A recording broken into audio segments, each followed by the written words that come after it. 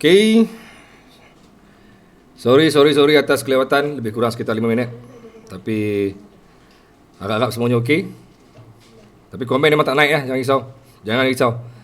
Komen memang tak naik. Saya terpaksa tengok pada saya punya phone lah. Alright, audio test. Macam manakah audionya? Bagaimanakah audionya? Adakah okey audionya? Tolong respon. Audionya okey ke tak okey? Alright, audionya okey. Baik, Waalaikumsalam kepada yang beri salam. Zafri Osman, Malingkat, Azmi Osman, Wan Kojek. Siapa lagi ni? Syahril Anwar, Muhammad Jasri, Hamizan, Barinan, Cak Syahbudin. Amboi, dia menjerit. Anak menjerit. Okey, Zaini Zakaria, Amir Dollah. Waalaikumsalam. Muhammad Ashraf, Fatin Nabila. Waalaikumsalam Fatin Nabila. Muhammad Farid Ismail. Assalamualaikum. Siapa lagi?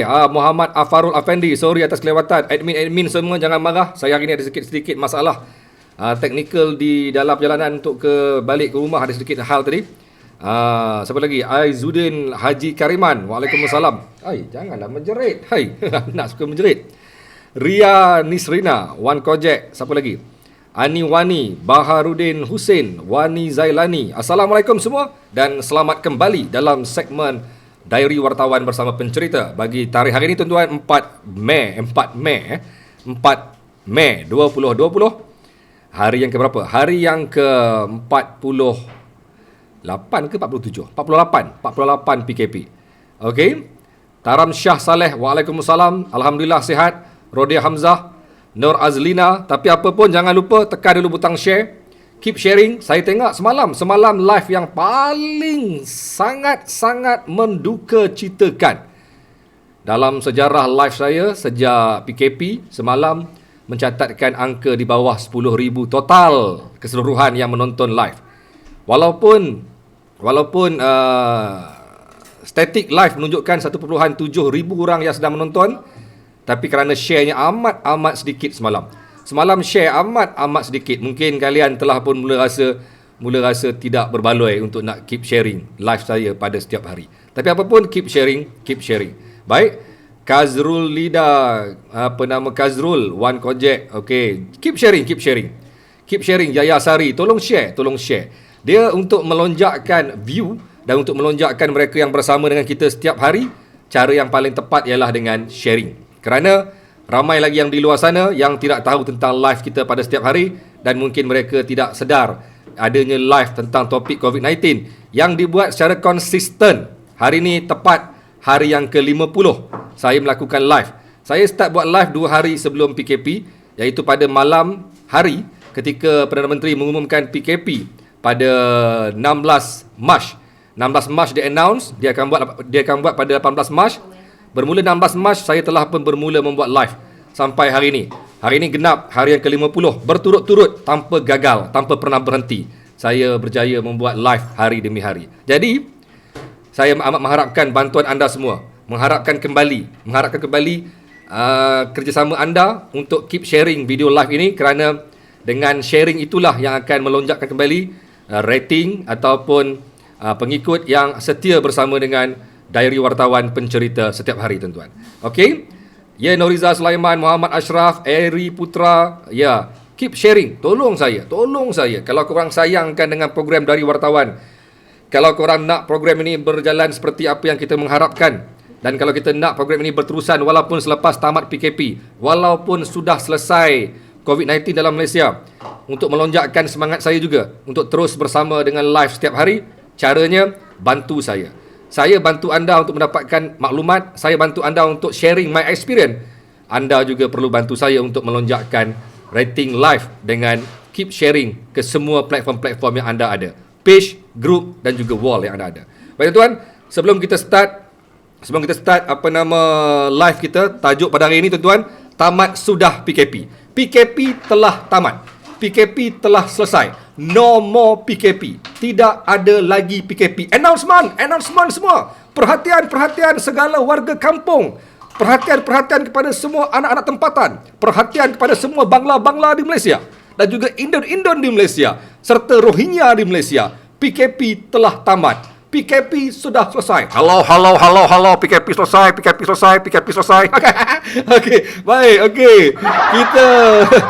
Kita apa nama, layan dulu lagu tuan-tuan. Layan dulu lagu sebelum kita start dengan topik pada hari ini. Tapi apa pun, tolong saya dengan keep sharing. Alright, jom kita layan belanja lagu yang pertama pada hari ini. Alright, mana dia? Alright, jom.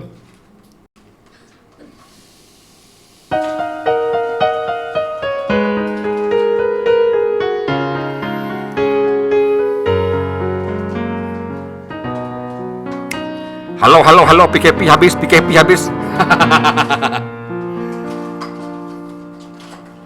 Hilalmu datang menerangi hariku yang terasa sunyi. Oh Ramadan, berkahmu ku tunggu, angkat musibahku. PKP selesai. Halal hilalul alya annana fi syahri Ramadan al-karim fa'abshiru. Haya fahal min mudakkirin ya ibadallah. Ramadan hadirmu anugerah dari Sang Maha Rahman. Denganmu beribu-ribu dosa dihapuskan, semua amalan dilipat gandakan bagi umat Rasulullah. Okay, keep sharing. Pacak 1K. PKP habis.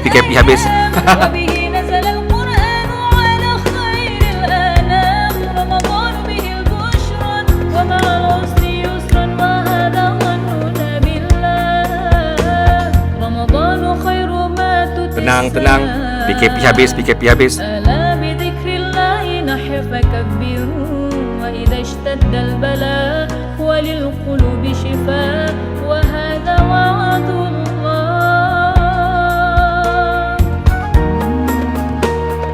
Tenang semua, tenang di sana, tenang di rumah. Jangan ke sana ke sini. Walaupun PKP habis.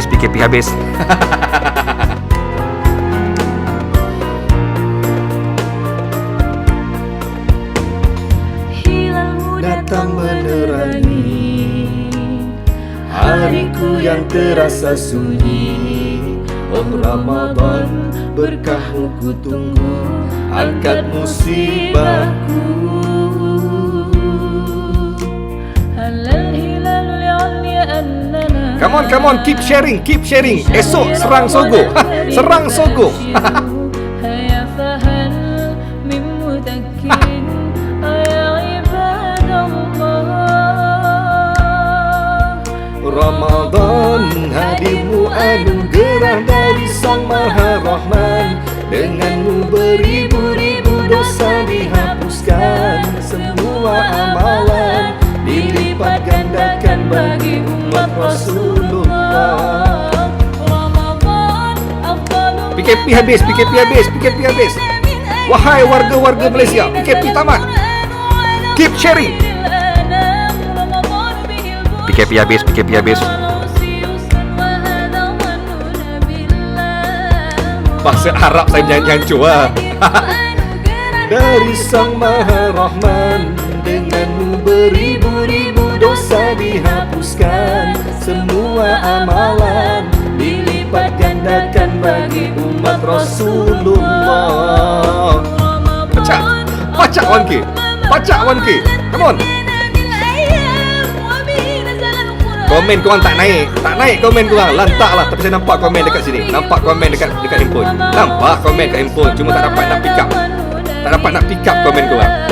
Still nampak. Cuba tengok. Komen korang masih keluar. Komen masih ada. Alright, jangan risau. Komen ada, cuma tak nampak, tak dapat nak pick up. Baru 1.1K ni. Ada apa cerita ni? Mana dia kawan-kawan tak share kot. Kawan-kawan tak share lagu mana nak naik 1.7, 1.8 macam hari-hari. Okey tuan-tuan. Baik, Assalamualaikum dan selamat kembali. Sekali lagi, Waalaikumsalam kepada mereka yang memberi salam, dan Assalamualaikum bagi mereka yang tidak memberi salam. Okey, baik tuan-tuan. Tuan-tuan, 4 Mei 2020. Nak kata seronok pun tidak sangat, nak kata happy pun tak sangat, nak kata marah pun tidak.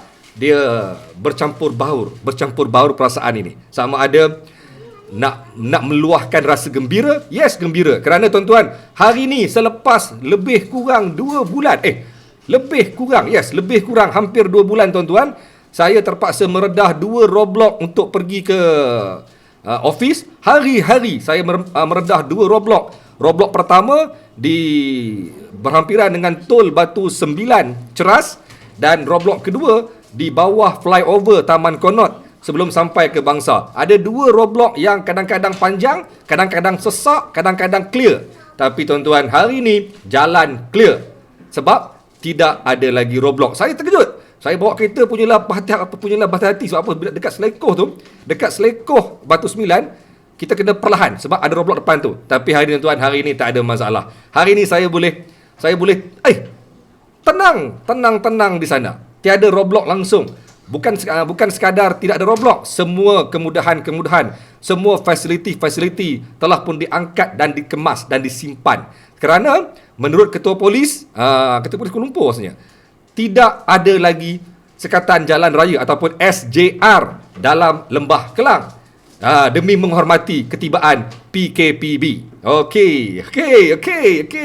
Maksudnya, jalan raya telah pun tenang, kita bebas ke mana-mana. Itu dah dia. Itu yang kita nak. Kita nak bebas. Kita tak mau duduk rumah. Kita nak merayau. Tak gitu kawan-kawan. Allahu Akbar. Okey tuan-tuan, tak apalah. Itu sekadar sarkastik.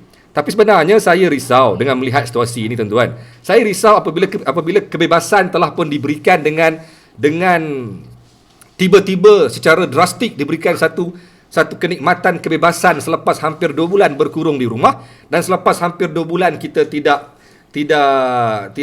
dapat apa yang kita pernah lalui sebelum PKP tuan-tuan. Jadi benda ni, perasaan ini bercampur baur. Bukan marah, bukan kecewa. Dia seronok pun ada. Sebab hari ini kita dapat lihat orang sudah mula berjoging, orang sudah mula berbasikal, orang sudah mula membuka kembali kedai yang selama ini ditutup, dan saya nampak kemeriahan itu telah pun ada. Kemeriahan yang datang pada bulan Ramadan. Tahniah kerajaan kerana telah berjaya merealisasikan hasrat orang kita untuk berada di mana-mana. Tahniah.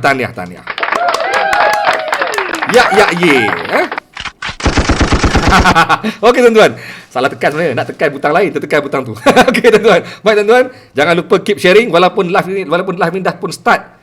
Saya suka tengok angka. Saya macam ni tuan-tuan. Saya punya benchmark harian ialah melihat angka 10K selepas live tamat. Tapi semalam saya terkejut. Semalam hanya 5.6K. Selepas tamat live hanya 5.6K. Pertama kali dalam sejarah saya membuat live dalam tempoh PKP, live saya semalam tidak mendapat sambutan. Mungkin kerana orang sudah mula nak Okey tuan-tuan, go to data tuan-tuan. Go to data. Data hari ini saya tak sempat nak tekan apa-apa, tak sempat nak isi apa-apa data dalam saya punya sistem kerana sibuk dengan hal lain tadi tuan-tuan. Tapi tuan-tuan, tak apa. Data saya tak boleh nak show off, tak boleh nak tunjuk, tapi saya akan bacakan apa yang saya dapat kesan daripada data hari ini. Data yang sangat-sangat positif bagi hari pertama Perintah Kawalan Pergerakan bersyarat, tuan-tuan. 4 Mei, 71 kes pulih. Menjadikan total 4,484 kes pulih keseluruhan. Tak heran, tak rasa pelik, tak rasa terkejut, tak rasa terkujat. Sebab biasa. Memang hari-hari macam itulah. Dia pulih pun tak ramai, dia kena pun tak ramai. So, okay, fine. Bermaksud kita sekali lagi tahniah kerana berjaya melandaikan data. Menjadikan dia mendatar. Tuan-tuan, menjadikan 70.6% kes pulih keseluruhan, hanya meningkat 0.6%. Tapi apa pun, seperti apa yang Cikgu Azrul cakap sebelum ini, okay, kenaikan ataupun peratusan kes pulih hanya naik sekitar beberapa peratus ataupun beberapa berapa peratus sahaja hari demi hari. Jadi, kalau berlandaskan kepada data ini, kita boleh membuat satu rumusan, satu andaian sekitar 30 hari lagi barulah data ini, percentage ini akan mencecah 90% ke atas, tuan-tuan. Sebulan lagi. Maksudnya, lepas raya, barulah peratusan pemulihan akan berada di atas angka 90% jika ia sebegini. Tuan-tuan, 55 kes baharu dilaporkan pada hari ini. Hanya 55. Tapi tuan-tuan, walaupun hanya 55, tapi hanya 7 sahaja kes import. Dan 48-nya ialah kes dalam negara. Okey? 24 kes daripada 48 itu ialah kes dalam kluster dan juga dalam PKPD. Bermaksud 24 lagi datang celah mana?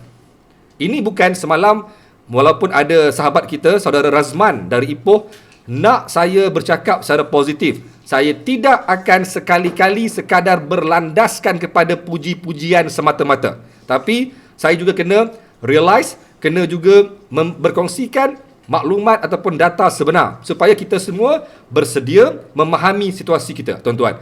Jadi tuan-tuan, pada hari ini 24 kes dalam kluster dan juga dalam PKPD. 24 lagi datang celah mana?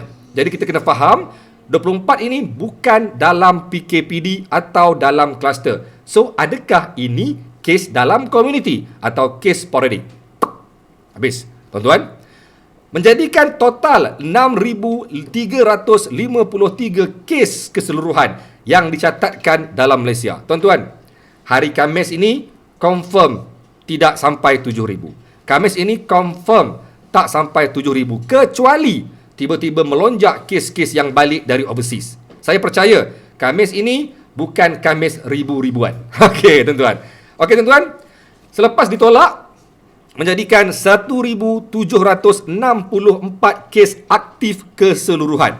Semalam, tuan-tuan, semalam 1,780. Hari ini menurun ke 1,764. Hanya menurun sekitar 16 sahaja. Tak banyak sebenarnya. Penurunan kes aktif sebenarnya tidak berlaku secara baik. Tidak berlaku secara drastik. Malah berlaku dengan sangat perlahan.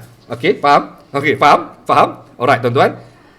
Okey, Jekyll is watching. Alamak, Fazil Erin. Dah lah tu. Dia dah minta maaf dah pun. Okey, udahlah tu orang kita pun. Kalau nak marah pun biarlah berpada-pada. Okey? Alright, tuan-tuan. Sambung, tuan-tuan. Okey, 28 daripada kes-kes positif dalam Malaysia sedang dirawat di ICU, tuan-tuan. Dan hanya 13 yang memerlukan bantuan pernafasan. Sedangkan kita ada 1,000 lebih lagi alat bantuan pernafasan. Siapa yang nak, boleh apply. Saya pun rasa macam nafas kurang sedap. Jadi mungkin boleh apply kot untuk dapatkan bantuan pernafasan. Jangan, minta simpang. Allahu Akbar, Astaghfirullahalazim. Okey, tuan-tuan. Tapi tuan-tuan, yang menarik tuan-tuan, sekali lagi hari ini, saya rasa sudah hari yang keempat ke kelima kita tiada kes kematian yang dicatatkan dalam tempoh PKP. Alhamdulillah. Dan kekal dengan 105 ataupun 105 kes kematian. Dan hanya sekitar 1.65% sahaja kematian daripada semua kes-kes kumulatif dalam Malaysia. Okey. Bila pakai topi ni, dia automatik jadi hip hop. Tahu hip hop? Tahu hip hop? Okey. Pakai topi ni dia jadi hip hop. Kalau tukar topi sport, dia jadi macam sportman sikit. Okey, tuan-tuan. Alright, tuan-tuan. Okey. Selesai sudah data nombor. Data figure. Okey. Wan Hambali. Apa ni? Tak mau baca lah komen-komen macam tu. Okey. Lain macam semangat cikgu hari ni. Semangatlah sebab pengumuman PKP sudah habis. Okey, tuan-tuan. Alright. Kita sambung kepada rumusan sidang media Ketua Pengarah Kesihatan pada 4 Mei 2020. Tuan-tuan. Menurut kata Ketua Pengarah, PKPB iaitu Perintah Kawalan Pergerakan bersyarat dilaksanakan bermula hari ini.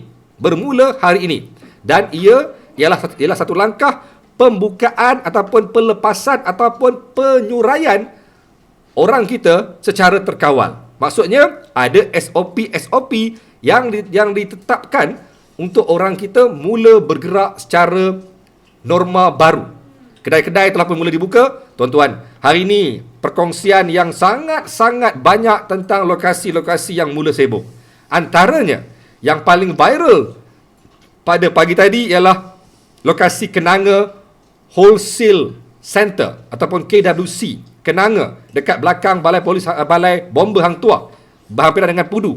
Tuan-tuan, orang beratur sampai pusing bangunan nak masuk dalam Kenanga. Maka berlegarlah pelbagai satu persepsi mengatakan orang Melayu kita sudah mula sibuk nak membeli belah untuk menghadapi Aidilfitri. Sebab dah lama simpan niat nak shopping. Tiba-tiba Kenanga buka, ramai-ramai pergi. Tapi sebenarnya disanggah ataupun disangkal oleh Ketua Polis Kuala Lumpur yang mengatakan itu bukan pelanggan, tapi yang beratur panjang tu ialah pekerja dan juga pemilik premis dalam bangunan Kenanga, kerana hanya satu pintu dibuka. Satu pintu saja dibuka dan proses masuknya diperketatkan. Jadi bagus menunjukkan bahawa semua yang mula membuka kedai sudah mula patuh kepada SOP dalam PKPB. Tahniah kepada mereka yang patuh. Tuan-tuan, saya juga perhatikan banyak juga kedai-kedai yang belum lagi dibuka, kerana SOP untuk membuka kedai bukan sekadar terus buka, tapi ada syarat-syarat yang mesti mereka patuhi. Antaranya meletakkan garisan-garisan penjarakan sosial 1 meter untuk beratur bagi membayar di kaunter sebagainya. Dan juga ada restoran yang mesti memastikan mereka meletakkan meja pada kadar ataupun radius sekitar jarak 2 meter setiap meja. Jadi benda ni lah yang mungkin melengahkan hasrat mereka untuk beroperasi pada hari pertama PKPB, tuan-tuan. Okey, tuan-tuan. Okey, antara syarat-syarat yang ditetapkan, dia kata SOP. Pandai hari ni KKM bermain dengan madah bermain dengan akronim.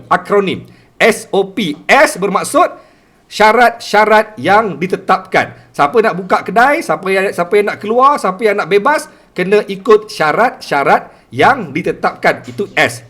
O pula ialah orang yang berisiko tinggi seperti kanak-kanak, bayi, warga emas dan orang kurang upaya perlu dilindungi. Individu tidak sihat dan bergejala dikehendaki segera menjalani pemeriksaan kesihatan. Bermaksud walaupun PKP telah pun tamat ataupun berubah kepada PKPB, warga emas, kanak-kanak, bayi jangan digalakkan berada dalam khalayak ramai. Jangan tuan-tuan. Tuan-tuan, P pula, SOP. P pula ialah penjarakan sosial ataupun social distancing. Diamalkan pada setiap masa, iaitu sekurang-kurangnya 1 meter. Kalau ikut negara-negara lain, lebih 1 meter, iaitu 6 kaki, 6 feet, 6 tapak. 6 tapak saya kira mungkin lebih kurang sekitar 2 meter. 3 kaki sama dengan 1 meter. Ada negara lain mengamalkan 2 meter, bukan sekadar 1 meter. So lagi baik kita cuba sejauh-jauh yang boleh bagi mengelakkan berlakunya penularan wabak COVID-19. Tuan-tuan, sambung tuan-tuan. Okey, kita pergi kepada data dalam kawasan kluster atau dalam kawasan PKPD. Okey, tuan-tuan. City 1 tiada kes baru. Selangor Mansion tambah 2. Jadi wartawan tanya, sekarang ni untuk makluman semua PKPD Perintah Kawalan Pergerakan diperketat dalam kawasan Masjid India, termasuk Selangor Mansion, termasuk Malayan Mansion, termasuk City 1 telah bebas. Tiada lagi PKPD dalam kawasan mereka. Mereka sudah mula bebas. Tapi wartawan tanya, kenapa bebas kalau masih ada lagi kes positif pada hari ini? Dan dimaklumkan iaitu kes yang positif bukan kes hari ini, tapi kes yang diambil sampelnya beberapa hari yang lepas. So, hari ini punya kes tak tahu lagi sebab kena tunggu lagi 2-3 hari. Faham tak faham? Faham kan? Okey, tuan-tuan sambung. Baik tuan-tuan, Malayan Mansion juga bertambah 1 kes dan Kampung Sungai Lui. Sampai hari ini saya masih lagi belum dapat satu keputusan atau satu penjelasan. Kampung Sungai Lui kekal dengan 158 kes positif. 148 daripada mereka ialah bukan warga negara. Saya still tak faham kenapa Kampung Sungai Lui banyak bukan warga negara. Dan saya dipahamkan dan semua orang faham, kes Kampung Sungai Lui paling banyak di Madrasah Sungai Lui. Jadi ini bermakna Madrasah Sungai Lui hampir semua daripada mereka bukan warga negara. Jadi ini mungkin menempatkan pelajar-pelajar tahfiz dari luar, dari masyarakat ataupun dari penduduk yang bukan warga negara. Mungkin orang Indonesia, mungkin orang, saya tak sure. Okey? Cuma benda ni memang sudah pasti kerana sudah masuk hari yang ketiga. Hari ketiga, Ketua Pengarah mengumumkan 148 bukan warga negara, tuan-tuan. Okey? Sambung, tuan-tuan. Sambung. And then, tuan-tuan, okey. Seperti apa yang kita risaukan hari demi hari. Saya bukan nak cakap benda yang negatif. Bagi mereka yang merasakan saya ni terlampau negatif, tidak sebenarnya. Tapi ini data. Ini data dan juga fakta, tuan-tuan. Seperti apa yang kita risaukan hari demi hari, apa yang berlaku di pasar-pasar basah. Dan hari ini, sekali lagi, kes paling tinggi datangnya daripada kawasan-kawasan yang berkaitan dengan pasar basah, iaitu pasar burung selayang, tuan-tuan. Hari ini, tuan-tuan, 22 kes yang berlaku kes baharu dalam pasar burung Kuala Lumpur ataupun pasar selayang. Dan 17 dari mereka bukan dalam kawasan PKPD. Jadi sekali lagi, tuan-tuan, banyak kes, hampir separuh daripada kes-kes melibatkan pasar burung selayang bukan dalam kawasan PKPD. Mereka ini berada mungkin dikesan di luar ataupun di negeri lain seperti di Bahau, di Seremban dan juga di Kuala Lumpur, tuan-tuan. Termasuk di pasar Chowkit dan sebagainya, dan juga pasar Jalan Osman. Jadi, tuan-tuan, benda ni nampak jelas, tuan-tuan. 160 kes total melibatkan pasar burung selayang, 79, hampir 80, hampir separuh daripada kes pasar burung selayang berada di luar kawasan pasar burung selayang. Jadi, tuan-tuan, 160 kes yang hanya melibatkan lokaliti, melibatkan penularan dalam kawasan pasar burung selayang, bagi saya amat tinggi. Amat tinggi. That's why, hati-hatilah, tuan-tuan. Berhati-hati dengan segala pergerakan yang berlaku di kawasan pasar basah. Kerana sampai hari ini, pasar basah masih beroperasi seperti sedia kala. Malah daripada pemantauan, daripada risikan-risikan pasukan-pasukan media menunjukkan antara lokasi yang tidak dipraktikkan secara total penjarakan sosial ialah di kawasan pasar basah. Dan juga risiko penularan di pasar basah amat tinggi kerana melibatkan kawasan yang basah dan juga lembap. Okey, faham? Faham tak? Okey. Tuan-tuan, sambung. Okey, tuan-tuan. Daripada 160 kes dalam kluster pasar burung selayang, 106 bukan warga negara. Terbaik. Terbaik kerana dalam tempoh ini kita sudah berjaya mengesan berapa ramai warga negara, berapa ramai orang dekat kawasan Selangor Mansion, Melayan Mansion, City One telah diangkut dalam trak, dihantar ke depoh tahanan Pati. Ini yang kita nak sebenarnya. Kita nak inilah masa terbaik untuk mengesan berapa ramai yang bermasalah. Dan, tuan-tuan, hikmah daripada pelaksanaan PKP, hikmah daripada ketibaan COVID-19 dalam dunia dan juga khususnya dalam Malaysia, tuan-tuan, kes-kes jenayah kami lihat berjaya dibendung dengan cukup baik. Kerana orang sudah tidak berani untuk nak buat jenayah kerana mata-mata yang melihat, mata-mata yang berkongsi, mata-mata yang menyampai sedang berlaku secara cukup hebat sekarang, tuan-tuan. Orang sekarang sudah mula mengadu, sudah mula memberitahu jika ada sesuatu yang tidak kena pada tempat mereka. Saya akan share lepas ni, tuan-tuan. Tunggu. Keep sharing video, tuan-tuan. Keep sharing kerana, tuan-tuan, saya akan share hari ini satu perkongsian, satu pengalaman saya melihat bagaimana rapuhnya, bagaimana lemahnya sistem komuniti dalam Malaysia. Sehingga kan segala jenayah, segala salah laku yang berlaku dalam negara kadang-kadang berlaku depan mata tanpa diendahkan, tanpa dipedulikan, sehingga menyebabkan istilah kita jaga kita sebenarnya tak praktikal bagi orang Malaysia yang selama ini tidak patuh kepada kaedah untuk melaksanakan penjagaan masyarakat. Saya akan share lepas tu. Saya akan share lepas ni pengalaman saya membongkarkan isu penagihan dadah yang sangat-sangat berleluasa dalam masyarakat kerana orang kita tidak mempraktikkan amalan kita jaga kita. So, dalam tempoh PKP ni, dalam tempoh pelaksanaan memutuskan rantaian COVID-19 ni, kita harap sentimen ataupun perangai orang kita dapat berubah. Tuan-tuan, sambung. Okey. Sambung. Okey, tuan-tuan. Bagi kawasan Selayang Baru, kekal 52 kes, kluster Seri Petaling, tuan-tuan, daripada 35,228 sampel yang diambil, 2,266 dari mereka positif. Semalam, tuan-tuan, bagi Seri Petaling, Semalam Seri Petaling 2241, tuan-tuan. Hari ini 2266. Meningkat sekitar berapa orang? Meningkat sekitar 25 orang. Tinggi? Tinggi ya? Betul tak? 2266, 2241. Yes, meningkat sekitar 25 orang. Tinggi juga. Tadi kata 24 aja dalam kluster. Tapi Seri Petaling je dah 25 orang. Tadi kata dalam kluster hanya 24 kes. Tapi Seri Petaling saja ada 25 orang. Macam mana ni? Kadang-kadang saya pun pening lah. Bukan saya nak negatif. Nampak tak? Ini bukan soal negatif. Soal kita melihat data. Data menunjukkan dalam kawasan kluster Seri Petaling sahaja ada peningkatan 25 kes. Sedangkan tadi disebut hanya 24 kes dalam kluster. Ini yang kita kata data data yang mengelirukan. Bukan meragui, yang mengelirukan, tuan-tuan. Baik, tuan-tuan. Kucing nak keluar tu, alah biarlah dia. Okey, tuan-tuan, sambung, tuan-tuan. Okey, tuan-tuan, hari ni, tuan-tuan, cuba kita zoom in kepada data madrasah tahfiz. Tuan-tuan, ada 339 madrasah yang dikesan keseluruhan.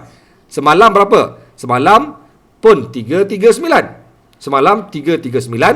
Hari ini pun 339. Tuan-tuan, semalam hari ini dikatakan 15,988 anggota, pelajar, guru dan juga staf tahfiz. 15,988, tuan-tuan. Semalam pun 15,988, tuan-tuan. Sama, tak berubah. Tuan-tuan, hari ini 8,000 dikatakan rekod yang dicatatkan 8,494 disaring, tuan-tuan. Semalam berapa? Semalam juga 8,494. Tidak ada perubahan. 8,494 semalam, hari ini juga 8,494, tuan-tuan. Dan hari ini, tuan-tuan, 390 kes positif keseluruhan dalam kategori ataupun dalam kluster madrasah tahfiz, tuan-tuan. Semalam juga 390. Nampak tak? Saya bukan sengaja baca, tuan-tuan. Tapi ini menunjukkan bahawa semalam dengan hari ini tiada perubahan sebarang satu data pun kepada madrasah tahfiz. Jadi, adakah ini menunjukkan bahawa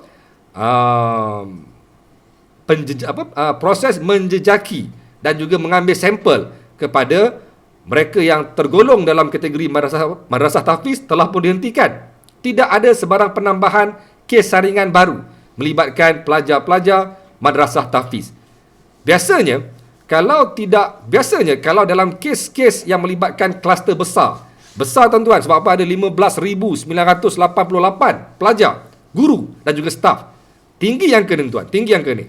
Jadi jika ada hari tanpa saringan, bagi saya agak pelik. So, adakah kita sekarang ni sudah pun mula merendakan, mula melonggarkan, mula mengurangkan pengambilan sampel dalam kalangan mereka yang berisiko tinggi? Harap-harap tidak. Kerana kita nak semua yang terlibat dalam kluster perlu disaring. Alright, tuan-tuan, sambung.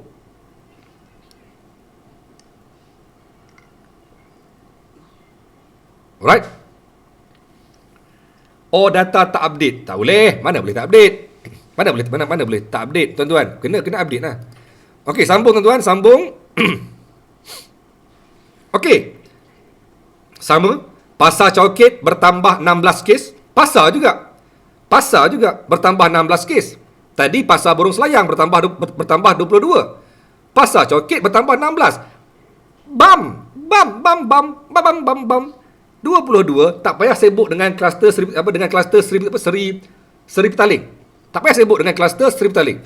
Kita ambil angka mudah je. Kita bermain dengan matematik mudah je, tuan-tuan. 22 dari Pasar Borong Selayang. 16 dari Coket. Try tambah 22 campur 16 jadi berapa? 38. Dua pasar ini saja dah jadi 38.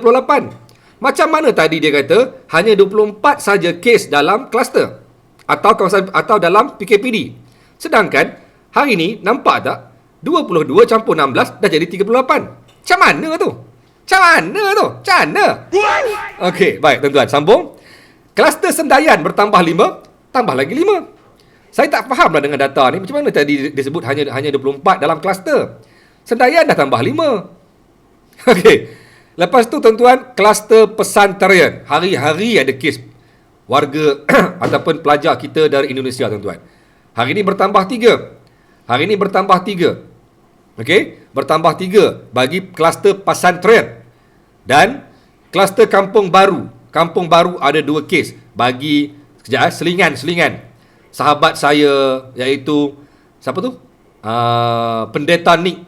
Dia tu ialah aktivis masyarakat di apa Kampung Baru. Tengoklah sama orang Kampung Baru ni. Hari-hari ada kes baru ni. Okey tuan-tuan, sambung bagi kluster air membau tambah 1 kes.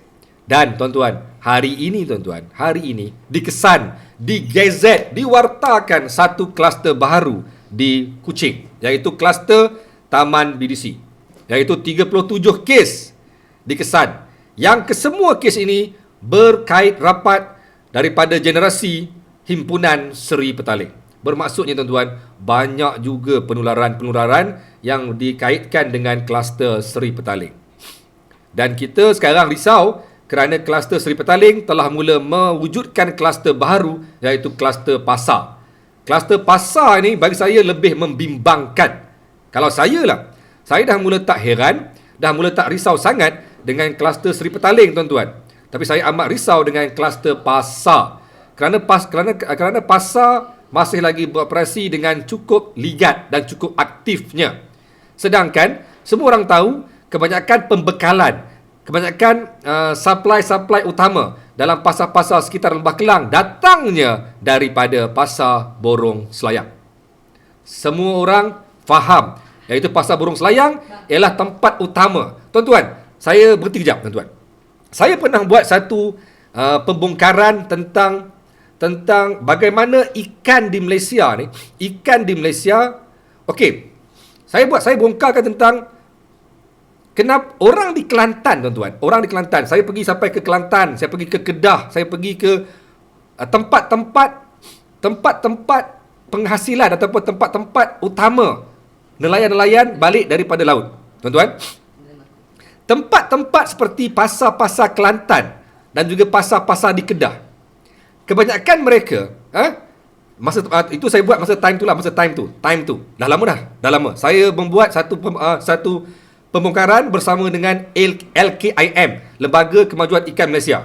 Okey tuan-tuan, mereka dalam kawasan Kelantan, Kedah dan sebagainya menerima ikan yang tidak segar, sedangkan mereka ialah pembekal utama ikan di Malaysia, Kelantan, Terengganu, Kedah dan sebagainya. Sedangkan mereka yang bawa ikan naik ke darat.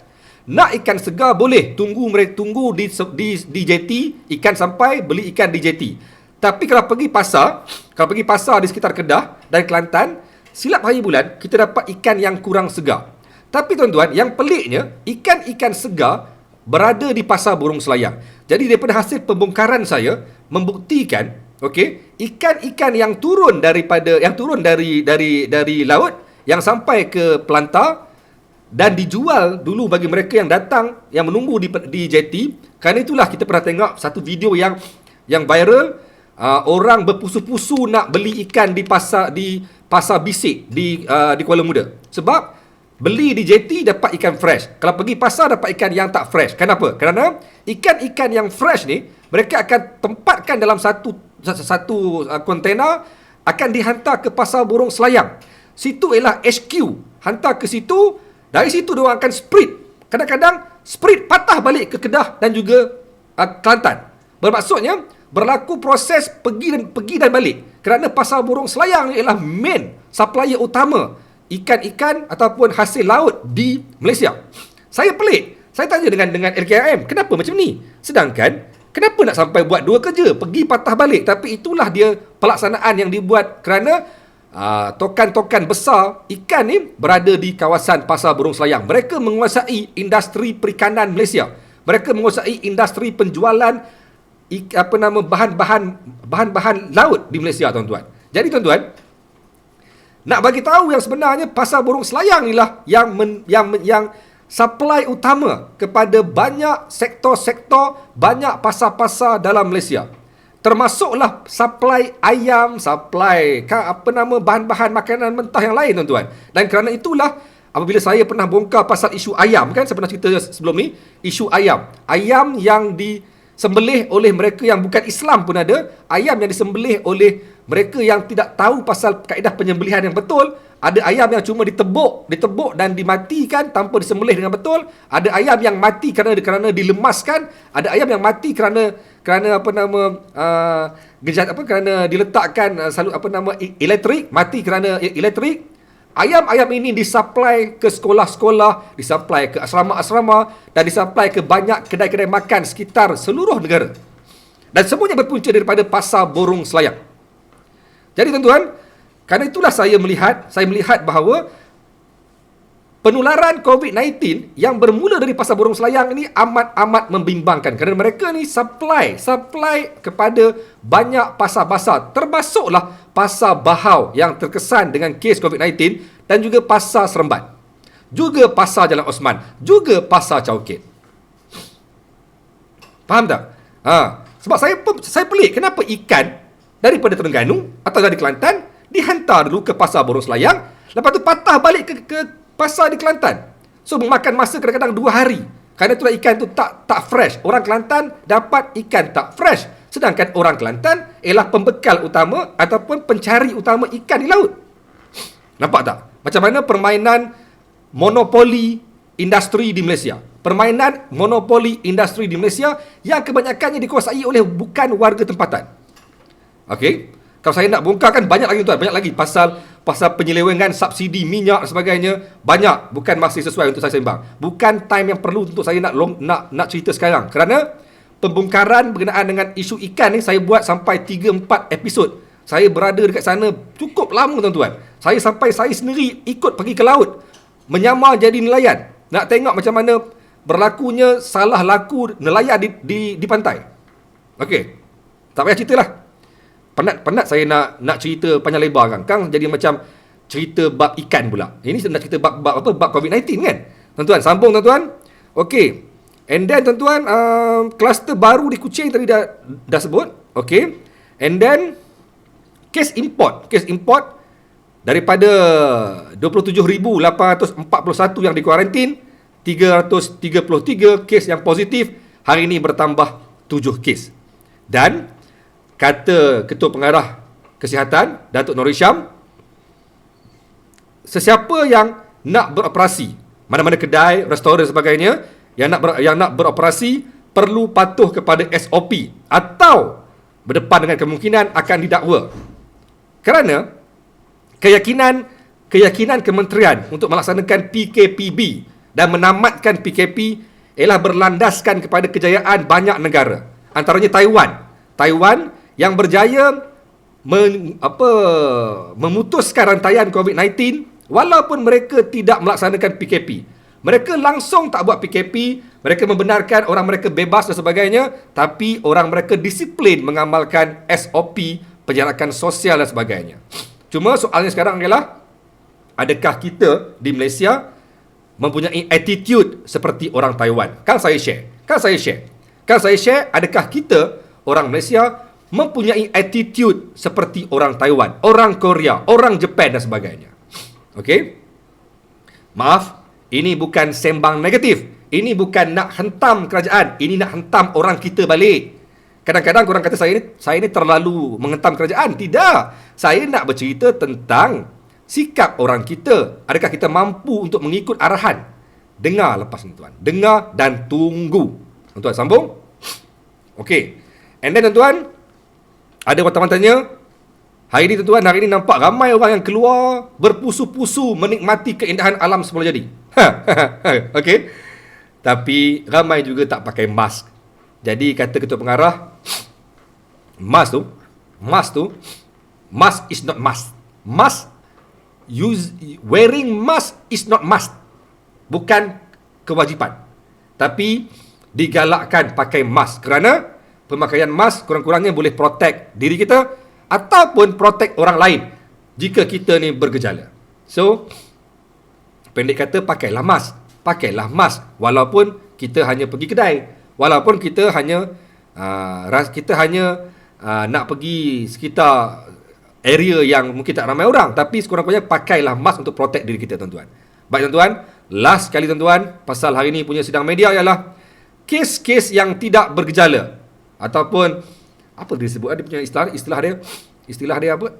Apa datang apa dah.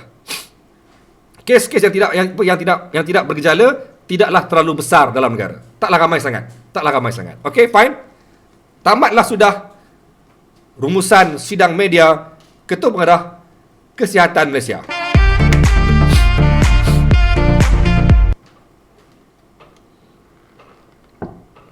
Saya baca komen jap. Baca komen. Azmi Osman, jangan layan orang yang cakap macam-macam. Tak layan pun. Saya cuma nak explain. Muhammad Arif, orang Melayu di Malaysia disiplin cikgu. Iya ke orang Melayu ni disiplin? Iya ke? Cikgu dah start sesama pergi buat swab test. Bukan sesama. Saya memang ada resdung. Bila saya kadang-kadang sejuk sikit, dia mula lah. Tapi bukan sesama. Memang habit suka nak kacau hidung, nak pegang hidung kan. Okey, ya betul. Asymptomatic. Thank you Khairul Muiz. Asymptomatic. Cikgu esok jangan cuti, tak ada aktiviti esok. Alamak. Saya baru sebut esok saya nak rehat. Nak rehat. First day bagilah rehat. Dah 50 hari kot berturut-turut tanpa henti.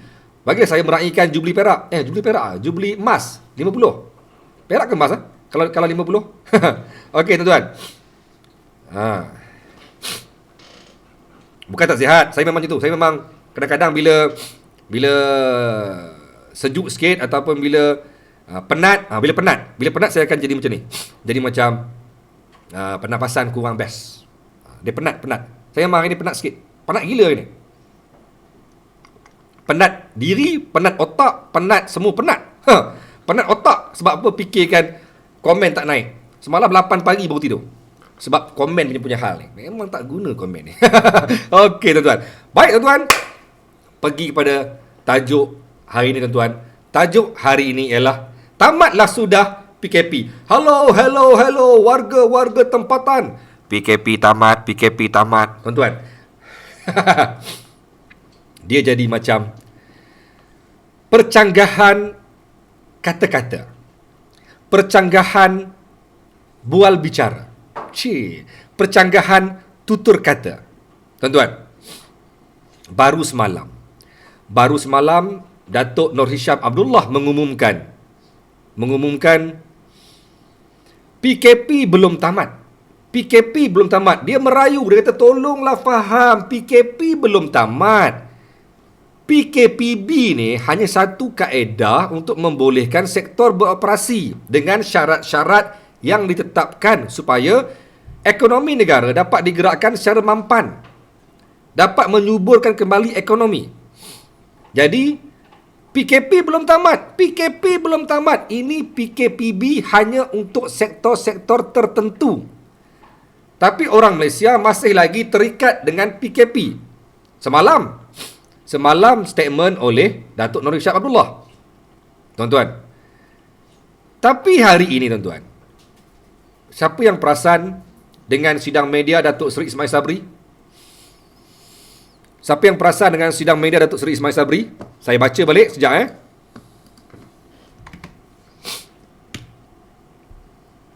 Sekejap.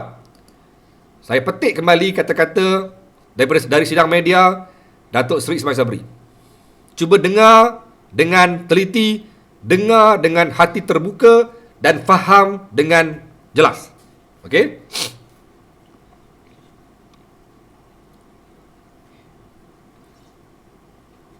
Okey, mana dia?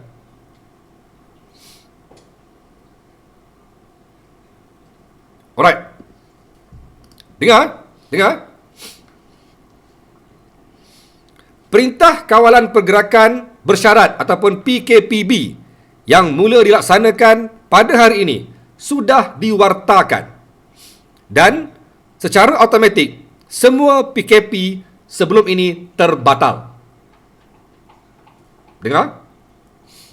Justru Menteri Kanan Keselamatan Datuk Seri Ismail Sabri Yaakob berkata, semua pihak di seluruh negara, sama ada di negeri dan daerah, tertakluk kepada SOP yang ditetapkan seperti di warta mengikut Akta Pencegahan dan Pengawalan Penyakit Berjangkit Akta 342 yang masih lagi berkuat kuasa.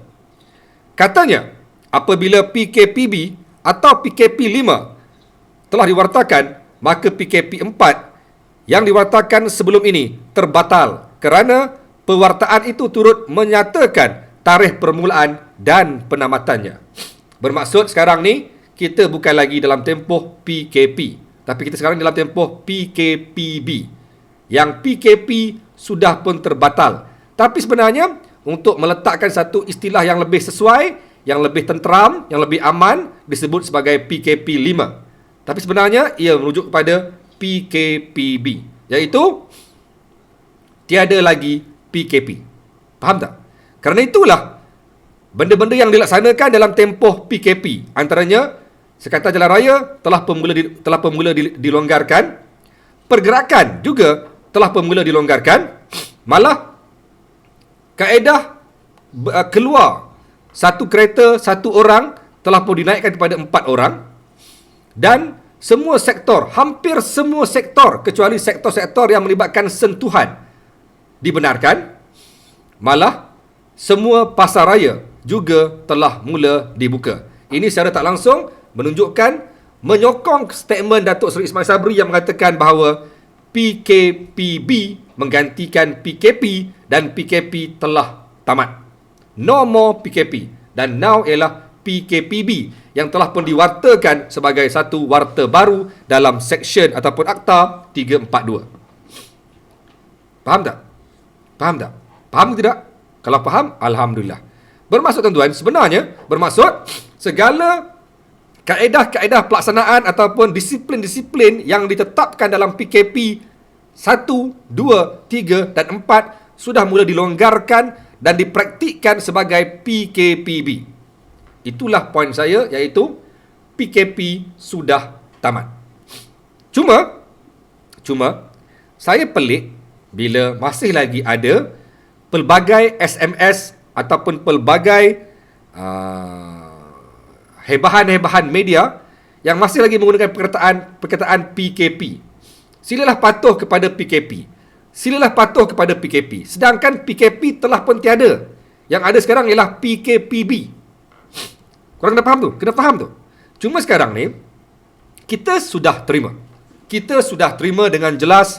Kita sudah terima dengan amat-amat terang dan nyata. Dan kita tidak ada lagi pertikaian.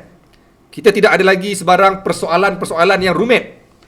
Kita sudah mula terima realiti ini bahawa Malaysia sudah mula membenarkan rakyatnya bergerak dengan sedikit bebas dengan SOP-SOP yang diputuskan.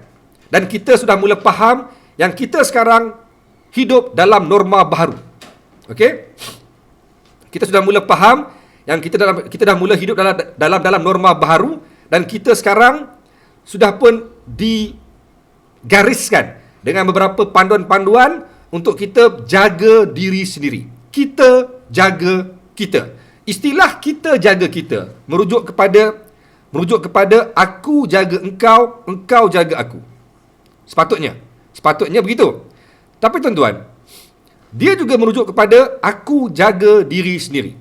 Tapi dalam soal ni, satu daripada statement yang dikeluarkan oleh Datuk Seri Ismail Sabri dan juga oleh Ketua Pengarah Kesihatan, antaranya ialah jika kita melihat mana-mana pihak, mana-mana individu yang melanggar SOP ataupun peraturan dalam PKPB, tolonglah buat aduan kepada mereka yang berkenaan, antaranya pihak polis ataupun MKN. Kerajaan menggesa supaya orang kita prihatin. Kerajaan minta supaya orang kita mengambil tanggungjawab, melihat apa yang berlaku sekitar kita dan bertindak segera untuk memaklumkan, untuk membuat aduan jika melihat sesuatu yang tidak sesuai di mata kita, yang melanggar PKP ataupun PKPB. Cuma tuan-tuan, saya nak kongsikan pengalaman saya. Saya nak kongsikan sikap sebenar orang kita. Sikap sebenar rakyat kita yang sebenarnya hidup dalam komuniti, hidup dalam masyarakat yang sebenarnya Aku tak peduli siapa engkau. Aku tak peduli engkau macam mana. Aku tak peduli apa engkau buat. Aku tak peduli apa engkau nak buat. Saya nak share benda ni. Tolong faham dan tolong dengar. Tuan-tuan, saya pernah membuat satu tinjauan. Saya cerita pasal dadah. Sengaja saya kaitkan isu dadah ni dengan isu dengan rayuan supaya orang kita prihatin. Dengan rayuan supaya orang kita tolong maklumkan kepada pihak berkuasa jika nampak pelanggaran SOP dalam PKP. Saya nak kongsikan sikap orang kita yang sebenarnya kebanyakannya bersikap lantak ke orang. As long aku selamat, as long aku boleh hidup, as long aku tak kena lantak ke orang. Okey? Tuan-tuan, sengaja saya pilih topik dadah kerana dalam saya punya pembongkaran isu dadah pada sekitar 5 tahun lepas yang membolehkan saya menang. Saya menang lagi award, tuan-tuan. Saya menang anugerah wartawan Agensi Anti Dadah Kebangsaan, wartawan AADK. Saya menang anugerah itu 2 tahun lepas. Hasil pembongkaran berkenaan dengan isu dadah dalam negara. Saya menyamar, tuan-tuan. Saya pergi sampai ke Siam. Saya masuk ke Thailand, saya tinggal di Thailand 3 hari. Saya masuk sampai ke kelab malam. Tengok macam mana dadah disebarkan, diedarkan oleh orang Malaysia di Siam. Orang Malaysia menjadi pengedar utama dadah di Siam. Dan dadah dari Malaysia cross border, bukan pergi ke lain. Dadah Malaysia pergi ke Siam. Dan Malaysia menjadi transit utama. Menjadi transit utama untuk aktiviti pembungkusan dadah dalam Malaysia. Dan kita supply ke negara-negara luar. Tapi itu terlalu besar. Topik supply ke Siam terlampau besar. Saya nak pergi topik simple. Topik simple tentang sikap dan juga perangai orang kita yang tak ambil endah siapa sebelah kita, apa yang dia buat. Dan sekarang kita nak orang kita ni protect ourselves, tolong jaga sama orang lain. Tuan-tuan. Okey? Tuan-tuan, 4 tahun lepas, saya bersama dengan pasukan AADK, saya buat satu proposal untuk membongkarkan isu dadah di kawasan kampung dan bandar. Saya bagi 3 situasi, 3 keadaan yang saya bongkarkan, yang korang boleh nilai sendiri macam mana sikap orang kita. Yang pertama, saya berkunjung ke sebuah kampung di negeri Perak. Saya tak mahu sebut nama kampung tu, tapi kampung tu memang kampung Melayu lah. Tadi kata Melayu ni orang disiplin kan? Jangan marah saya. Jangan sama dengan saya dengan Jekyll. Okey? Saya cuma bagi contoh. Saya pergi ke sebuah perkampungan. Saya dah deal dengan beberapa orang aktivis dadah ataupun penghisap dadah ataupun penagih dadah dalam kawasan kampung tu. Saya dah deal elok-elok, saya kata macam ni lah. Saya tahu orang ni dia nak berubah. Dia sebab apa tu kan? Penagih dadah ni bukan semuanya haprak. Ada yang okey, ada yang sebenarnya dia nak berubah tapi kerana tekanan, kerana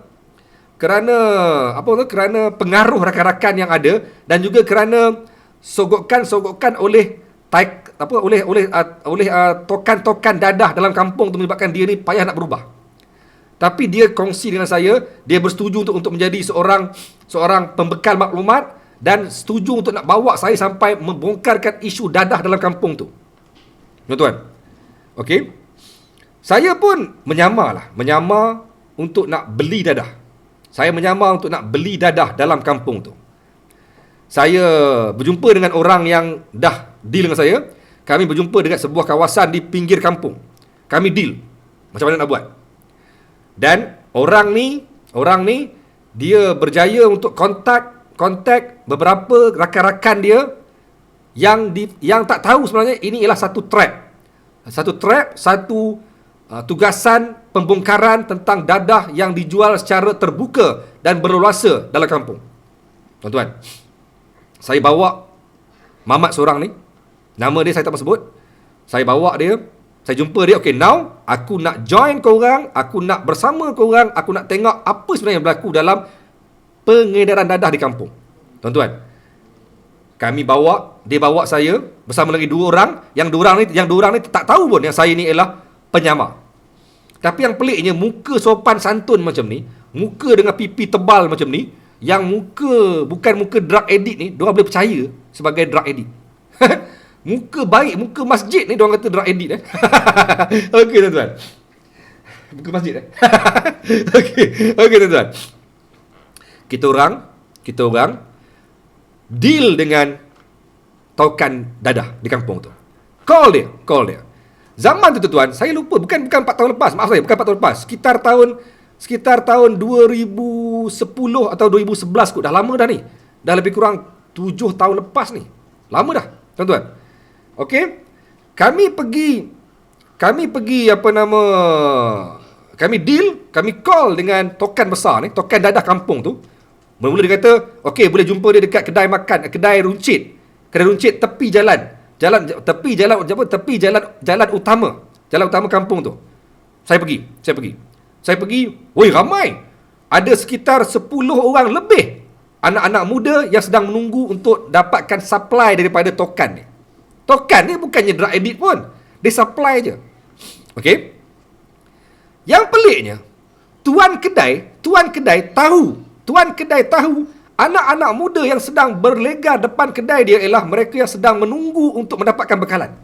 Satu benda membuktikan bahawa orang kampung tu sendiri ataupun tuan kedai sendiri tak peduli dah. Yang penting aku selamat, yang penting aku boleh berniaga, jangan kacau aku walaupun korang jadikan tempat depan kedai aku sebagai tempat untuk nak beli dadah. Satu bukti bahawa orang kita lantak walaupun jenayah berlaku depan mata. Walaupun crime berlaku depan mata. Kerana benda ni dah jadi macam kebiasaan. Dah tak heran dah. Dah terbiasa dah. Dah terbiasa melihat penjualan dadah depan kedai dia. Bagi dia macam lantak lah. Lantak. Tak ada berani buat report. Ataupun mungkin dah report. Tapi mungkin lah. Saya buat satu kesimpulan lah. Mungkin juga anggota keselamatan kampung juga dah mula macam tak heran dah. Dah mula macam lantak korang lah. Jadi nak suruh kita jaga kita. Fine. Tuan-tuan, saya tunggulah depan kedai. Lama tunggu. Dia tak ada. Tak datang orang tu. Kita call lagi. Oh, baru dapat. Dia kata, okey, jumpa aku dekat belakang balai polis. Demi Allah, tuan-tuan, tak bohong. Jumpa kat belakang balai polis kampung. Kami pun pergilah. Saya letak saya punya phone dekat poket. Mula-mula ingatkan boleh ambil gambar. Tak boleh sebab phone saya macam terlalu goyang.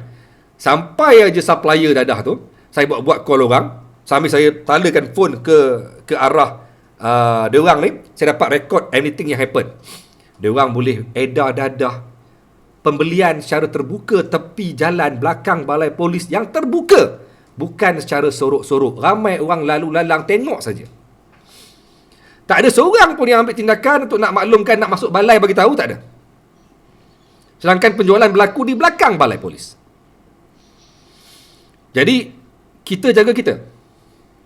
Dan, selepas tu tuan-tuan, saya bersama dengan 4 orang lagi penagih-penagih ni, pergilah ke port isap dadah dekat kebun belakang rumah-rumah kampung. Tuan-tuan, ini paling saya terkejut. Saya nak masuk ke port, tuan-tuan, nak masuk ke port tu, saya nampak adalah 2-3 orang makcik kiah ni sedang bersidai depan beranda rumah dia. Saya dah mula cuak, alamak, kantoi ni. Kantoi mati aku. Sebab aku ni beli dadah ni. Aku boleh kena sekali sebenarnya. Kantoi ni. Tuan-tuan, yang menariknya, kita orang nak pergi ke port belakang tu, ada satu port hutan, jalan hutan nak pergi ke belakang kebun tu, jalan semak tu. Kami kena lalu ikut rumah makcik ni. Brother ni boleh tegur makcik ni, "Cik, tumpang cik belakang." Tahu apa jawab makcik ni? Baik-baik korang, lepas pakai kemas balik. Bermaksud, dah menjadi satu kebiasaan melihat jenayah berlaku depan mata. Dan makcik ni boleh kata apa? Tak apalah, baik-baik ya. Boleh gelak-gelak, baik-baik ya korang, kan dah pakai kemas balik. Jadi sekarang tuan-tuan, ni kita jaga kita. Sedangkan arahan ataupun permintaan kerajaan, Jika berlaku apa-apa yang kurang senang di mata kita atau melanggar peraturan, tolong buat aduan. Tapi benarkah orang kita mampu membuat aduan? Sedangkan orang kita hanya mampu melalak, hanya mampu memekik dan viral dalam Facebook, cerita macam-macam dalam Facebook, tapi nak buat report tak sekali. Takut dan juga tak berani, dan juga rasa macam itu bukan tanggungjawab aku. Itu bukan kerja aku nak report-report ni. Aku cuma suka type dekat Facebook, oh ada orang buat jahat, ada orang sekian-sekian. Tak berani nak buat report. Sebab apa? Sebab rasa mungkin tak berani, atau yang kedua mungkin rasa macam aku ni nak buat apa, nak sibuk-sibuk dengan hal orang. So kita jaga kita. Okey? Dia boleh kata macam baik-baik belakang tu, lepas pakai kemas balik Saya pun follow lah pergi belakang. Saya nampak macam, oi, tak ada masalah. Orang kampung tengok je kita orang masuk. Walaupun dia orang tahu inilah budak-budak dadah kampung ni. Semua orang tahu pot belakang ni lah pot dadah. Kami masuk 4 orang. Siang hari tuan-tuan, bukan malam, pukul 2 petang. Pergi belakang tu, dia orang buat dalam lengkuk dia orang dah start dah cucur dekat sudu semua everything. Sudu ke apa saya lupa dah. Dah lama sangat. Dia orang cucur, balut-balut semua everything. Dia orang nak isap, saya pun buat lah pegang. Nampak dia orang depop, saya pop. Buat macam dah layan tengok dia orang. Ambil time dia orang dah mula lali, dah mula khayal, saya ambil gambar, esok keluar dalam berita harian. Esoknya saya call balai daerah IPD. Tanya pasal kegiatan yang berlaku di kampung tu. Dia kata apa? Betul, kampung tu banyak kes. Tapi dah tahu banyak kes, dah tahu ada kes, tapi orang kampung tak heran dah. Tuan-tuan, sama juga dengan apa yang kita akan lihat sekarang, tuan-tuan. Kita melihat apa berlaku dalam tempoh PKPB, nampak orang yang langgar undang-undang, adakah kita mampu untuk buat aduan? Atau kita hanya akan share dekat WhatsApp, ambil gambar, viral kat WhatsApp. Tengok orang tak ikut arahan 1 meter. Tengok orang buat itu, orang buat ini. Tengok viral tapi tak sampai ke atas. Nampak tak? So kita nak kata kita jaga kita. Tuan-tuan, kes kedua. Saya share lagi. Kes kedua. Okey? Kes kedua berlaku di Kuala Kedah. Pembongkaran saya di Kuala Kedah menyebabkan kami tak tidur sampai ke pagi dan kami berjaya menghimpunkan hampir ratusan anak-anak muda termasuk gadis-gadis bawah umur. Saya ulang, termasuk gadis-gadis bawah umur yang ditangkap menagih dadah. Saya mula saya buat penyamaran, saya bongkar lorong mana yang ada, rumah mana yang ada, termasuklah ada rumah yang ibu perempuan mengandung menjual dadah. Perempuan mengandung jual dadah di Kuala Kedah. Saya bongkarkan lorong mana yang ada. Saya buat penyamaran selama 1 minggu, tuan-tuan. Nak kena pasti rumah mana, siapa orang dia, siapa tokan besar dia. Saya sampai ke tahap berjaya kesan siapa tokan besar yang sampai dadah kepada nelayan di Kedah. Nelayan di Kuala Kedah. Saya bongkar sampai ke tahap siapa yang supply utama yang hantar dadah sampai ke dalam kapal. Saya seminggu saya duduk saya merayau dalam Kuala Kedah menyamar sebagai orang yang mencari maklumat, tapi saya tunjukkan saya sebagai seorang orang yang nak beli dadah. Saya bawa kereta, tuan-tuan. Saya pergi ke kawasan-kawasan taman di sekitar Kuala Kedah, tuan-tuan. Pot utama. Ada 5-6 pot depan rumah dia, ada bangsal, tuan-tuan. Bukan buat secara tertutup. Bukan buat dalam bilik. Bukan buat dalam toilet. Tapi ada bangsal depan rumah taman dekat Kuala Kedah yang menjadikan pot orang beli dadah dan terus isap di tempat yang sama. Dan itu taman perumahan yang ramai orang tahu berlakunya penjualan dadah pada jam 3 petang dan pukul 5 petang. Pukul 3 shift pertama untuk jual, pukul 5 shift kedua untuk jual.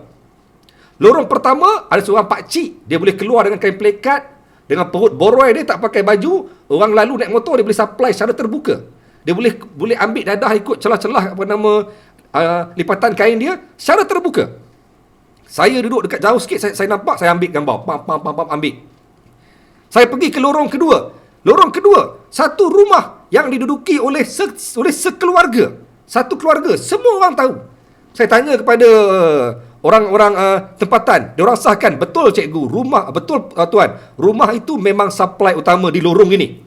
Semua orang tahu, tapi kenapa tidak ada tindakan? Dan kenapa tidak ada orang bertindak untuk menghalang benda itu? Yang membeli itu tuan, yang membeli ini anak-anak muda, termasuk warga termasuk gadis-gadis bawah umur. Tuan-tuan, saya bongkarkan, saya pergi ke lorong belakang lagi, saya pergi ke lorong belakang lagi tuan-tuan, saya dapat kesan rumah kampung, rumah nelayan yang ada ibu mengandung yang supply dadah kepada orang yang datang membeli. Dan pada hari ke-6 mereka dah mula perasan, dah mula curiga dengan saya. Menyebabkan bila saya lalu saja, kampung tu dah mula lengang. Dah mula sunyi, tak ada lagi pergerakan keluar dan berkumpul di depan rumah-rumah ni. Mereka dah mula macam syak, saya ni orang yang pelik. Tapi saya dah dapat kenal pasti di mana pot-pot dia, termasuk saya bersepakat dengan seorang anak muda yang sudah berhenti dadah, dah berhenti menagih dadah, tapi dia bersetuju untuk nak bantu saya membongkarkan benda ni. Saya bagi dia untuk beli dadah berhampiran dengan kawasan JT Kuala Kedah.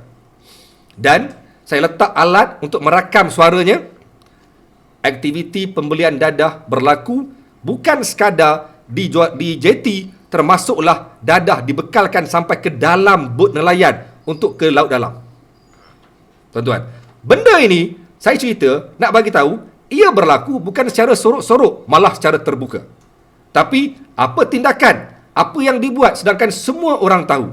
Dan akhirnya kerana pendedahan saya tuan-tuan, kerana apa yang saya dedahkan tuan-tuan, hari ke-7 operasi besar-besaran melibatkan semua agensi-agensi, termasuklah immigration, termasuk AADK, termasuklah polis dan sebagainya.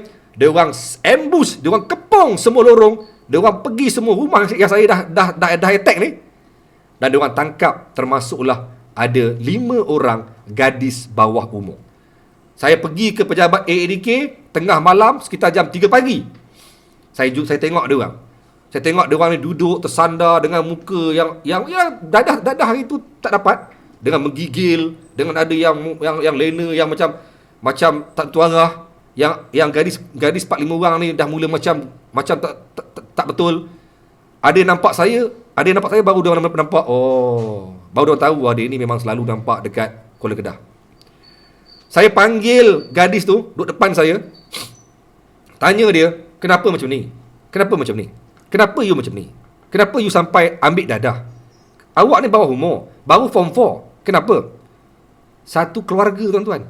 Satu keluarga termasuk mak ayah. Mak ayah, adik-beradik, abang, kakak, semua ambil dadah. Dan ayah dia menjadi antara penagih yang tegar kerana pergi laut mesti ambil dadah untuk bagi kuatkan tubuh dia. Tuan-tuan, berlaku secara berluasa dalam keluarga dan dalam masyarakat di Kuala Kedah. Maaf orang Kuala Kedah, kalau ada dalam live ni, bukan sengaja nak attack korang, tapi pembongkaran itu menyebabkan saya tengok betapa orang kita tidak ada pun sentimen kita jaga kita. Dia biarkan orang kita bebas buat apa saja, walaupun dia tahu benda tu berlaku depan mata dia dan dalam komuniti dia. Nampak tuan-tuan? Itu perkara yang saya kira membuktikan itu kes dadah. Sedangkan bak kata Mawi, dadah itu musuh utama negara. Kerana dadah lah berlakunya kes curi. Tuan-tuan, anak gadis tadi, gadis yang berusia form 4 tadi, dia mengaku dia pernah curi, dia pernah mencuri kerana tidak ada supply, tidak ada kewangan untuk beli dadah. Daripada dadah lah berlakunya kes curi, kes rompak, kes samun dan juga kes rogol dan sebagainya. Itu ialah ibu segala jenayah. Tapi orang kita boleh membiarkan kes dadah berlaku secara terbuka, secara berluasa dalam kawasan dia. Memanglah kita jaga kita. Okey?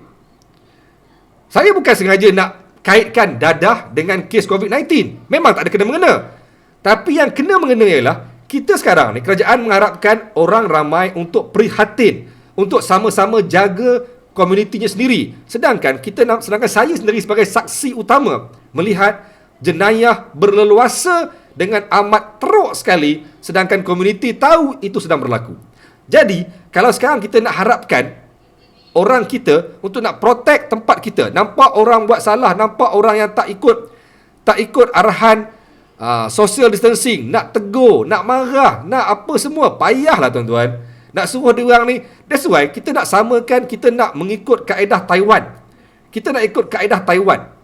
Kita nak kata Taiwan itu sebagai contoh, sebagai satu sampel terbaik, tidak melaksanakan PKP tapi berjaya menjunamkan data kerana mereka amat-amat berdisiplin. Tak sama tuan-tuan, tak sama. Orang kita tidak ada disiplin macam orang Taiwan. Minta maaflah orang Melayu ke, orang Cina ke, orang India, sama semua. Sama semua. Berapa ramai orang yang betul-betul prihatin, nampak benda bukan setakat ambil video, bukan setakat ambil gambar, tapi dia melaporkan kepada pihak yang tepat. Berapa ramai yang sanggup nak bagi tahu kepada pihak berkuasa, kedai itu tak buat penjarakan sosial, tidak buat penjarakan meja 2 meter. Berapa ramai yang sanggup? Ramai orang sanggup ambil gambar dan hanya viralkan. Lepas viral, tak berani untuk tampil ke depan untuk membuat laporan polis. Berapa ramai tuan-tuan? Berapa ramai orang kita macam tu? Jadi sekarang kita nak mengharapkan kita jaga kita. Betul, betul pemburu impian. Zaman sekarang, engkau, aku. Asalkan aku boleh hidup, asalkan aku boleh makan, asalkan aku selamat, aku tak peduli engkau siapa. Ini terbukti. Ini terbukti dalam pembongkaran saya berkenaan dengan isu dadah. Ini bukan cerita main-main tuan. Ini bukan sengaja buat cerita. Saya tak boleh buat cerita sebab saya wartawan. Saya bukan orang yang sekadar boleh buat cerita yang bukan-bukan. Tak, korang boleh cek balik saya menang award. Alamak, kalau nak ambil kan macam kawan-kawan saya ni macam belagak sangat. Saya kata ambil yang apa? Yang gelas-gelas, yang segitiga tu, yang tinggi tu. Tu, okey. Berabuk dah. Dah berabuk dah.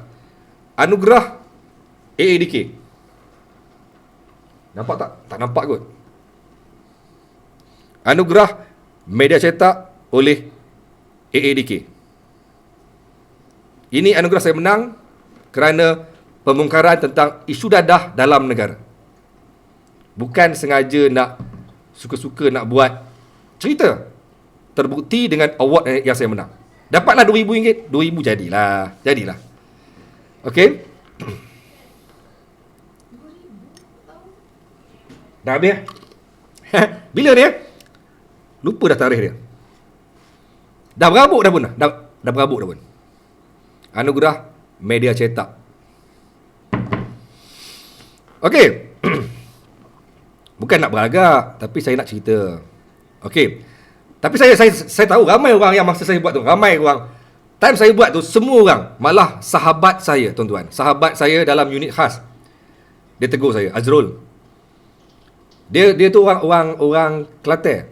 Dia tegur saya, Azrul, kau respect, kau kagum dengan apa yang kamu buat, apa yang mu buat ni. Kau kagum dengan apa yang mu buat. Kau tahu mu berani, kau tahu mu ni gila. Kau tahu. Tapi kau nasihatmu, Azrul, hati-hatilah Azrul. Sebab kita ni Azrul, kita ni dibayar gaji tak ada tinggi mana pun. Nyawa kita satu je Azrul. Nyawa kita satu je Azrul. Kemana kita pergi pun nyawa ni lah yang kita bawa. Saya mesti ingat lagi nasihat dia. Kalau nak buat apa-apa pembongkaran, hati-hatilah. Sebab mu ada anak, ada bini. Kalau kata mu tak kena, bini mu kena, anak mu kena. Orang mungkin geram kerana orang mungkin dendam. Orang mungkin boleh buat macam-macam. Orang boleh bunuh, orang boleh. Saya pernah tuan-tuan. Saya pernah mendapat ugutan bunuh pun sebenarnya. Saya pernah berdepan dengan gangster besar pun. Saya pernah naik mahkamah dan diperangkap di mahkamah. Tapi tuan-tuan, walaupun nasihat tu betul, dia kata hati-hati Azrul kerana benda ni melibatkan nyawa. Dan kalau apa-apa berlaku pada diri kamu, apa jadi dengan anak-anak, dengan isteri? Tapi saya tak tahu kenapa saya memang suka buat kerja gila. Saya memang suka buat pembongkaran gila yang memang saya gila. Memang saya gila. Memang saya gila dan alhamdulillah setakat ini tak pernah lagi lah sampai ke tahap saya ditahan tengah jalan. Tapi saya pernah sampai 4-5 jam menghadap anggota pihak berkuasa. Isu bocor UPSR. Isu bocor UPSR. Saya jenuh. Saya diminta, kau datang sekarang, kalau kau tak datang kau siap.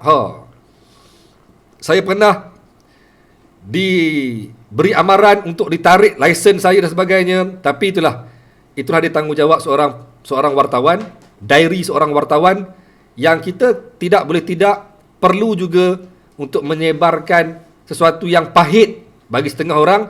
Tapi itulah dia benda yang patut saya sebarkan. Saya memang berdepan dengan macam-macam, tuan-tuan. Sebenarnya sekarang ni saya dalam unit khas. Sekarang saya dalam unit multimedia. Sekarang saya ni dah dinaikkan pangkat sikit lah sebagai producer. Bukanlah besar pun, hanya producer dekat Berita Harian. Dekat kumpulan NSTP. Sebelum ni saya wartawan unit khas. Saya masuk sebagai producer di unit multimedia. Saya rasa saya punya life saya punya kehidupan saya sudah mula tenang. Saya tidak lagi terlibat dengan pembongkaran yang pelik-pelik. Sedangkan saya menghambakan diri saya lebih 10 tahun menjadi wartawan CSI. Wartawan gila. Wartawan yang setiap minggu kena bongkarkan isu-isu besar. Dan wartawan yang setiap minggu perlu meletakkan nyawa di depan. Tapi sekarang dah mula okey. Saya dah mula cool down. Tapi semua orang tahu. Siapa yang dekat Berita Harian tahu. Inilah dia wartawan gila. Wartawan gila yang tidak pernah rasa takut dan tidak pernah rasa gentar dengan apa saja ancaman. Bukan kerana saya ni orang silat, tak. Tapi kerana saya tahu inilah dia kerja wartawan. Tuan-tuan, ada wartawan yang mati di medan perang.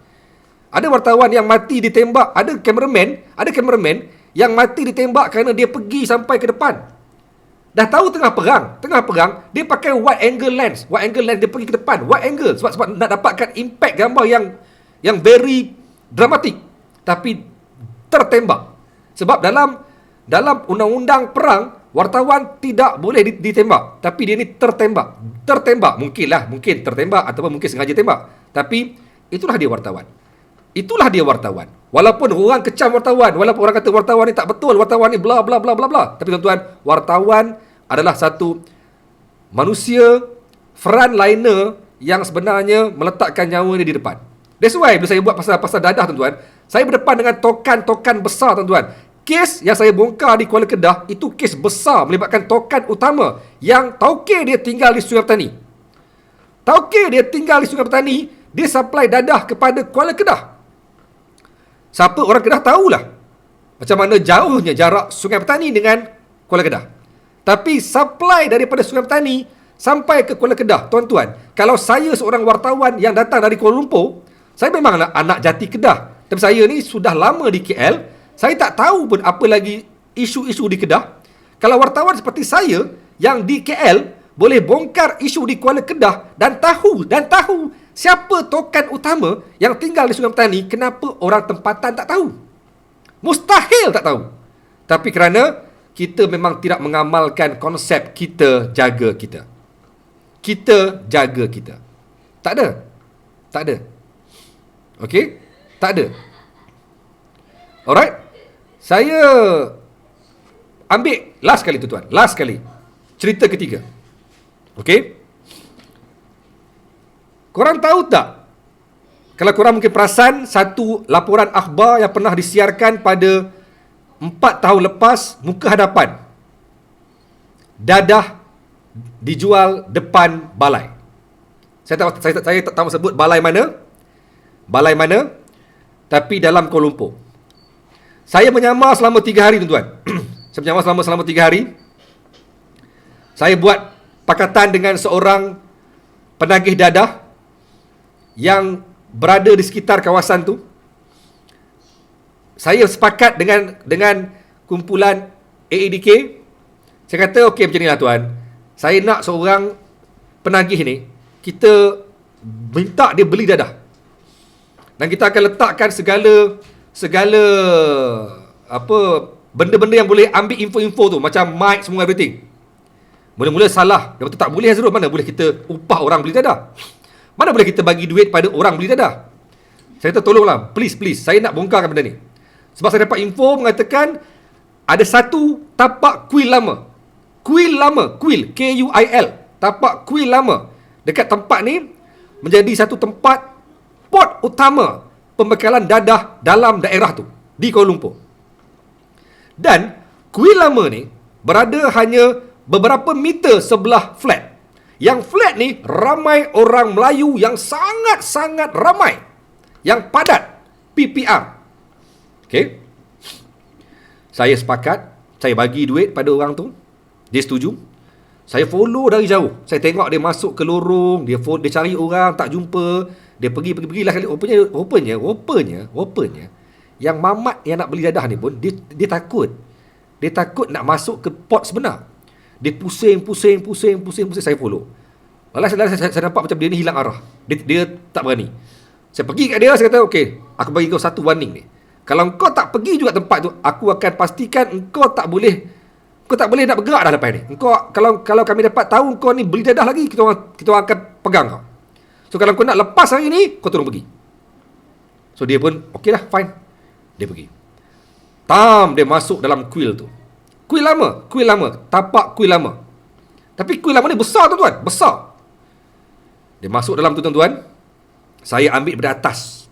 Saya nampak dia masuk. Dia masuk saja, dia dapat jumpa dengan penjual tu. Dua orang yang berada di sebelah tandas buruk, tandas tinggal. Okey. Dia bagi aja. Saya dengan tim ADK, kami dah pakat. Dia bagi je, kami terus turun serbu pump blok. Saya automatik daripada wartawan jadi anggota ADK. Tu cakap kadang-kadang wartawan ni pun dia boleh belagak jadi polis. Kadang-kadang wartawan ni boleh belagak jadi anggota ADK. Kami serbu prom. Saya dengan penuh rasa hebatnya sebab dapat kuasa sekejap kan. Follow, pegang, pergi tengok dia. Dia orang pegang yang dua orang ni, berkas dia. Saya masuk dalam semua lorong-lorong yang ada dekat kuil lama tu, termasuk dalam tandas lama tu. Na'udzubillah tuan-tuan. Penuh dengan sisa-sisa bahan-bahan dadah yang sangat bersepah. Bermaksud aktiviti pengedaran dan juga penggunaan dadah secara berluasa berlaku dengan sangat-sangat tak terkawal dalam kuil lama tu tuan-tuan. Dan masalahnya, orang sekitar semua tahu. Dan masalahnya, ia berlaku hanya sebelah balai polis besar di area tu. Oh, kelang kabut. Keluar je muka depan story tu tuan. Besok tu ketua balai telefon, dia mengamuk cari saya. Kenapa kau buat macam ni? Mujurlah bos saya pun bagus. Dia kata, jangan pergi Azrul walaupun polis panggil. Sebab kalau awak pergi, awak dalam bahaya. Saya tak pergi sampai hari ni. Cuma benda tu dibongkarkan secara sangat-sangat terang-terang. Muka depan tuan-tuan, muka depan. Jual dadah depan balai polis. Dan berlaku secara open. Bukanlah open sangat, cuma masalahnya dia berlaku dalam tempat yang memang tempat pusat utama bandar itu tuan-tuan. Dan masalahnya semua orang sekitar tahu tentang apa yang berlaku dalam kawasan yang telah pun ditutup tuan-tuan. Dan saya difahamkan ia melibatkan satu orang penting yang berpangkat besar. Saya tak sebut siapa orang tu, tapi ada kaitan dengan orang yang penting. Orang yang besar, orang yang hebat. Yang pemilik tanah tu, pemilik kuil lama tu tuan-tuan. Masalahnya, benda ni semua orang tahu, tapi tidak ada orang bertindak. Kerana apa? Kerana aku jaga diri aku sendiri, engkau jaga diri engkau. So tidak ada istilah kita jaga kita. Okey? Faham tak? So tuan-tuan, selesai perkongsian saya tentang hari ni tuan-tuan, tentang hari ni. Saya hari ni nak bagi satu lontaran positif. Saya bukan menghentam kementerian, saya bukan menghentam mana-mana pihak berkuasa, saya nak menghentam sikap orang kita. So sekarang tuan-tuan, kita tidak lagi boleh nak mengatakan bahawa kita sudah mula rasa selesa, kita sudah mula rasa bebas walaupun PKP ditamatkan, dimulakan PKPB. Selagi mana kita tidak pandai menjaga diri kita, selagi itulah benda ni tidak akan selesai. Kerana sekarang ni perang sudah mula berubah nadanya, berubah medan perangnya. Medan perang telah berubah. Medan perang bukan lagi perang melibatkan warga kesihatan dengan COVID-19, tapi perang ni melibatkan kita semua, kerana kitalah yang kena jaga diri kita. So, kalau kita nampak benda-benda yang tak betul, yang tak elok, kita perlu menyampaikan kepada pihak yang lebih tepat. Tuan-tuan, faham tak faham? Kalau faham, terima kasih. Saya buka segmen sekejap, tuan-tuan. Okey. Saya terpaksa pakai phone ni lah, sebab phone tu dah bateri dah habis. Lama. Sekejap Okey. Phone ni ada lagi bateri. Boleh lah. Alright. Okey, sekejap. Mana dia? Okey. Saya buka kepada panggilan telefon. Sekejap. Okey. Boleh. Bagi mereka yang nak menghubungi saya dan memberikan pendapat mereka, silakan. Segmen call dibuka. Boleh call saya untuk menyatakan pendapat anda atau apa saja. Silakan, tuan-tuan. Saya buka kepada 3 call, 3 panggilan telefon untuk respon tentang topik hari ini, tuan. Tentang sekarang, tak payah lagi lah nak salahkan itu ini. Tak payahlah nak kata kerajaan lemah lah, kerajaan lembab lah, kerajaan tak prihatin lah. Enough. Sekarang ni kita kena bersedia dengan hidup dalam norma baru. Kita kena berubah. Kita kena juga. Kita memang kena terima kita hidup dalam norma baru. Nak tak nak, kena terima. Okey, tuan-tuan. Mulakan sesiapa yang nak call. Silakan, tuan-tuan. 012-413-3630. Silakan. Ada yang nak call? Silakan, kalau ada yang nak call, silakan. Saya open to call. Alright. Call termasuk. Halo, Assalamualaikum.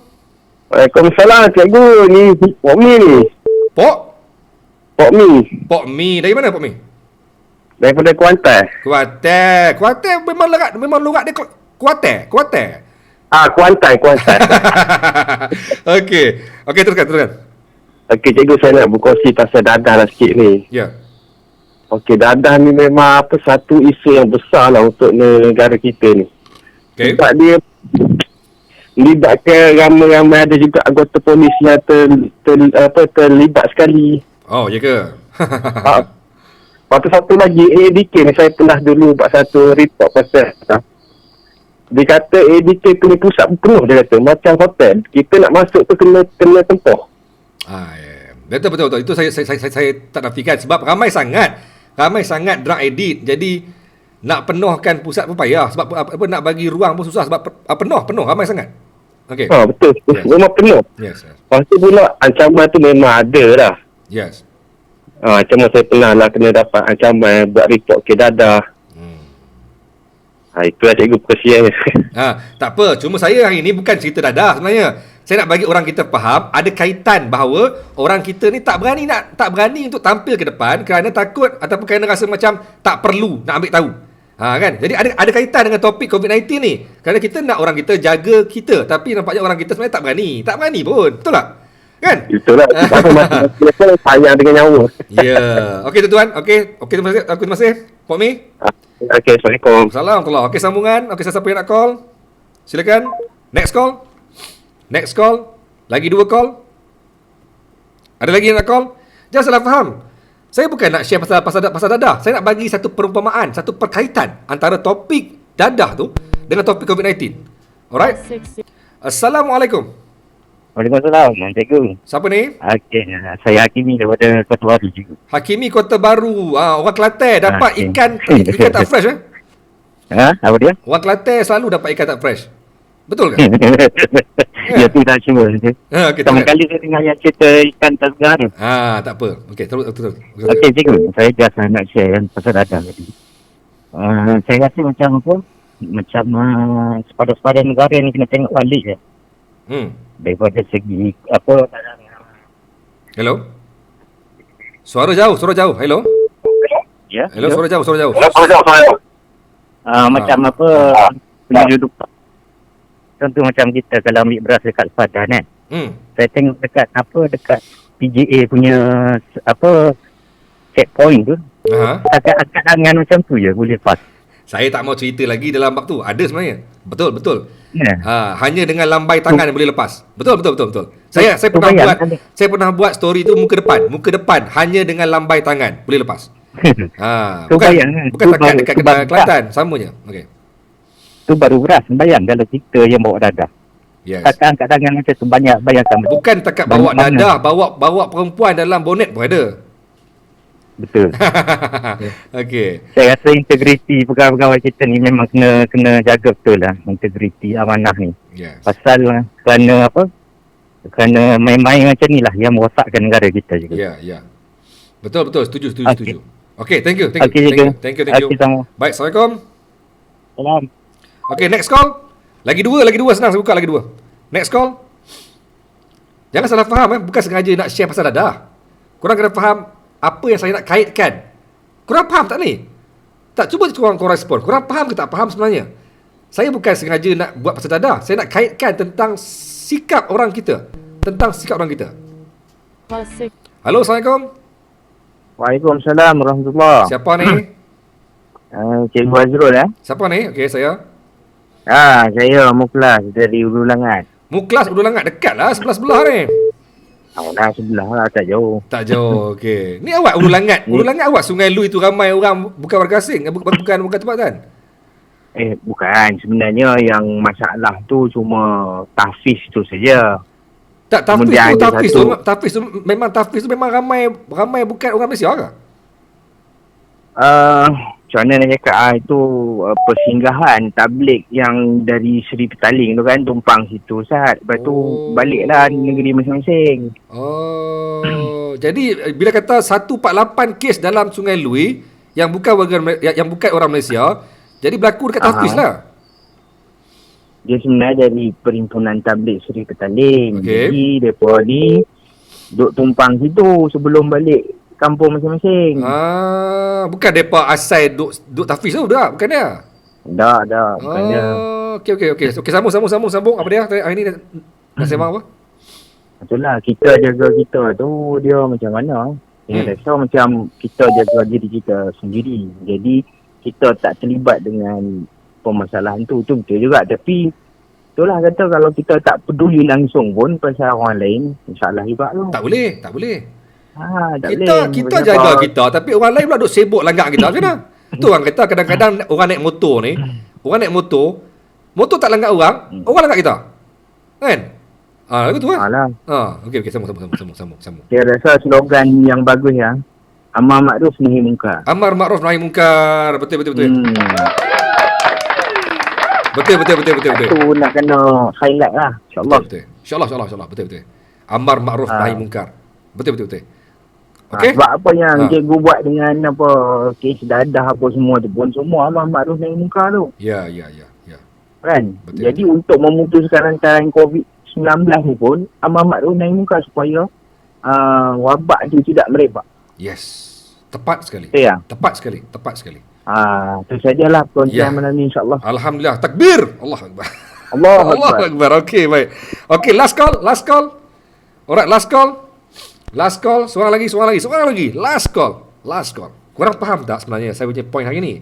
Kan korang kata saya ni merepek sembang bab dadah. Saya harap korang faham point saya hari ni. Tolonglah faham. Bukan sengaja nak sembang bab dadah. Alright, last call Alright, Assalamualaikum. Halo, Assalamualaikum. Ya, Wassalam. Siapa ni? Saya Zaini. Dari mana? Zaini sini. Dari mana? Zaini daripada Sepang. Sepang. Okey, teruskan.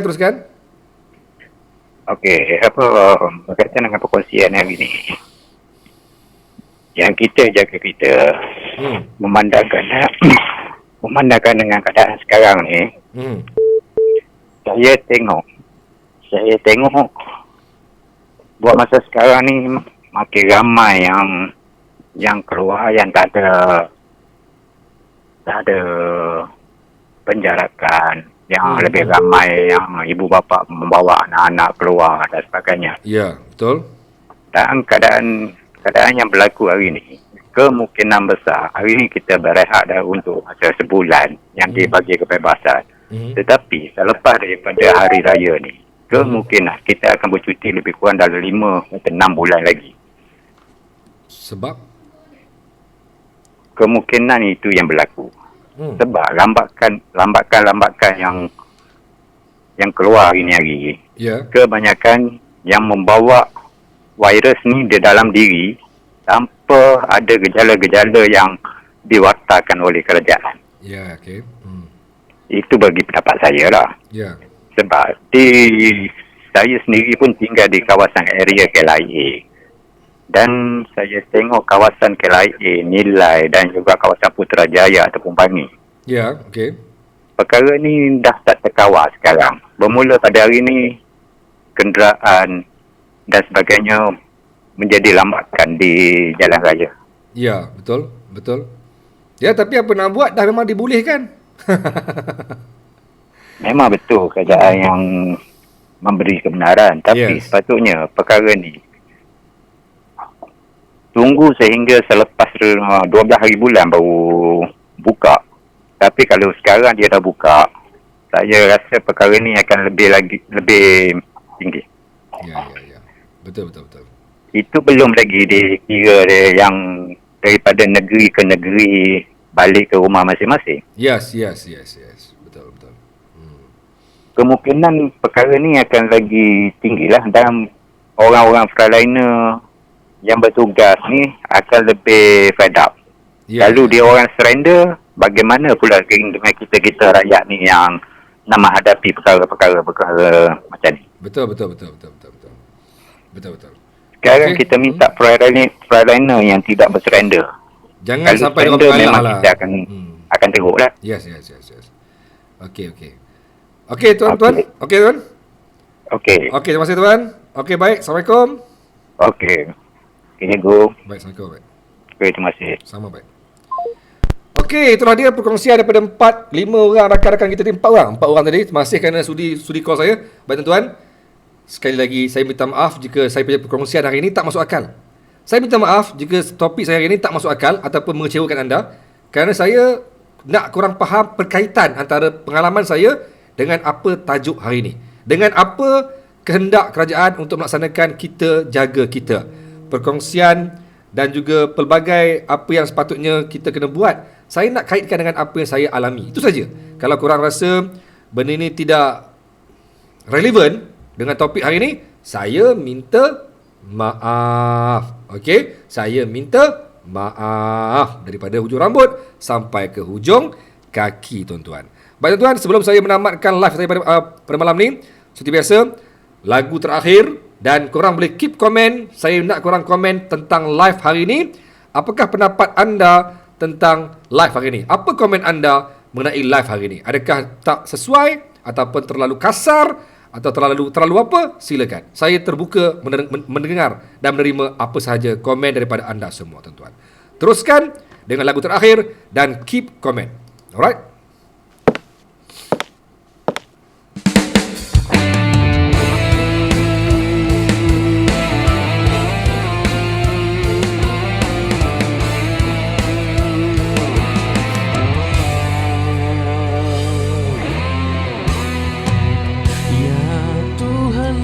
Betul-betul jaga diri sendiri. Saya baca komen korang ni. Keep komen.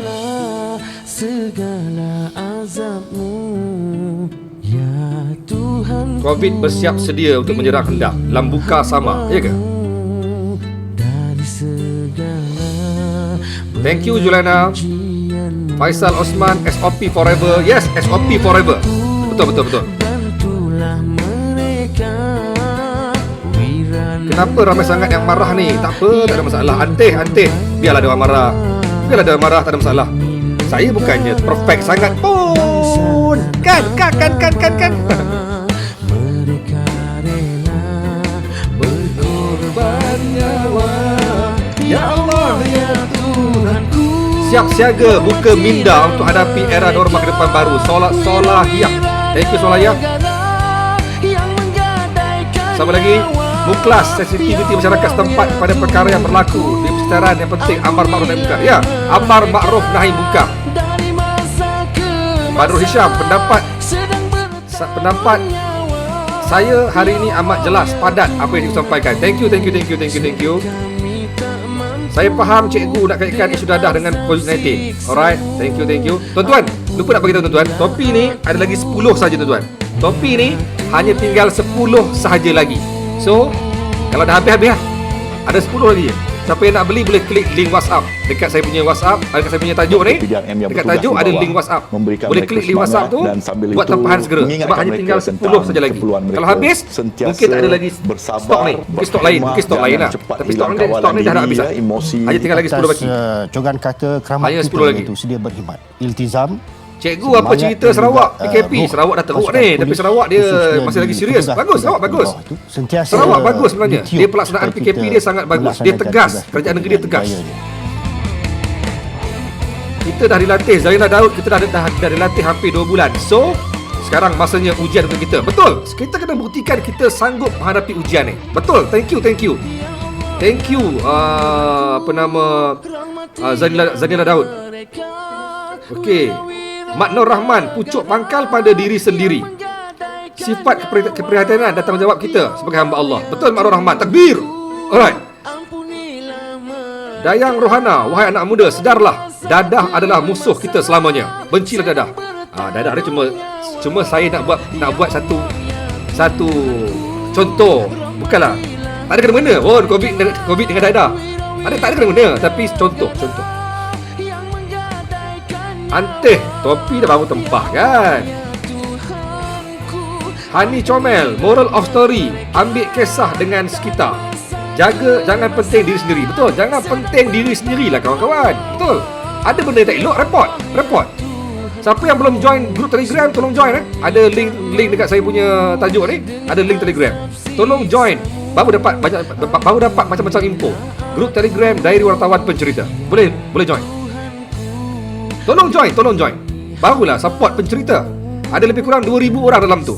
Sepatutnya 2,000 orang lah tengok live. Tapi saya nampak macam tak sampai 2,000 pun. Mana pergi dia orang ni? Kata follower pencerita. Kata follower, tapi yang masuk cuma 1,500. Mana pergi lagi 500 orang? Follower lah konon. Sorry, pelawak.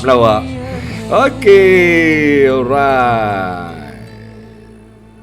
Okay, tuan-tuan, maka selesailah sudah live saya pada malam ini. Dan kita berjumpa lagi insya-Allah. Saya bagi satu bayangan. Besok mungkin tiada live. Saya dah kata, yang pertamanya ada dua sebab. Yang pertamanya saya pernah sebut sebelum ni, saya akan buat live selagi mana ada PKP. Tapi sekarang PKP telah bertukar kepada PKPB. Jadi saya ada alasan untuk nak berehat satu hari. Alasan kedua, ini ialah hari ke-50 saya buat live. 50 hari berturut-turut. Jadi apa salahnya hari ini ataupun besok saya meraihkan 50 hari live tanpa henti. Ini hanya bayangan. Tapi kadang-kadang Cikgu Azrul ni gila. So kalaulah besok tiba-tiba ada kes besar yang saya nampak ada topik penting untuk saya nak sampaikan, saya akan umumkan dalam grup Telegram. Tapi buat masa ni tiada live untuk malam besok. Kecuali sebarang pengumuman baru yang akan dibuat dalam grup Telegram ataupun dalam status wall Facebook saya.